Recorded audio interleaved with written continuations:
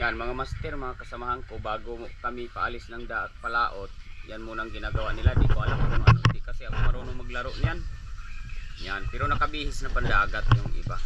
May buto-buto pa. Yan mga master, sisid kami. Madalian lang. Gawin naming adobo mamaya, yung kahit anong klaseng sisil o tawag pa sa amin kinaso na aming makukuha para makapahinga. Nakadala. Kasamahan ko. Ito, tawag sa amin nito papag tuhan. Malapit sa beach ng Kubo ni Inday. O, yun. Muna na pala yung isa namin. Yan, mga master, makarami para may pang adobo namin mamaya.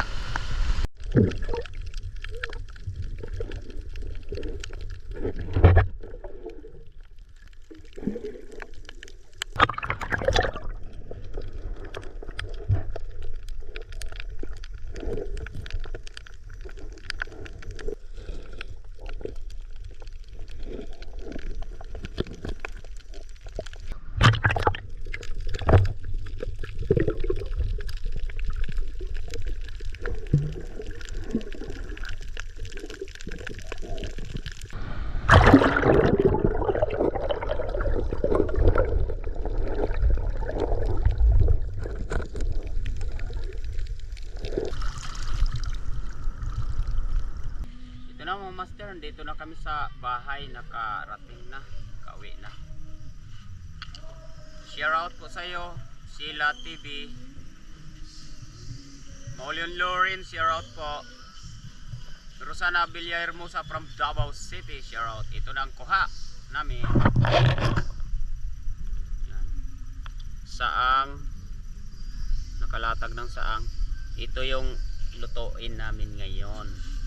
Yan ang lutuin. Yan. Nakarami ng pangulam. Lahat mga master. Kunti na lang yan. Lagay mong sili, master.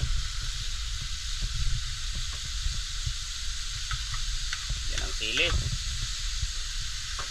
Uy, adobo na.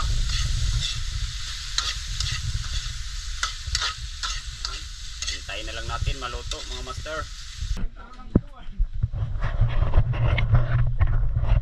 Ano mga master, luto na gyud ang laman ng saang.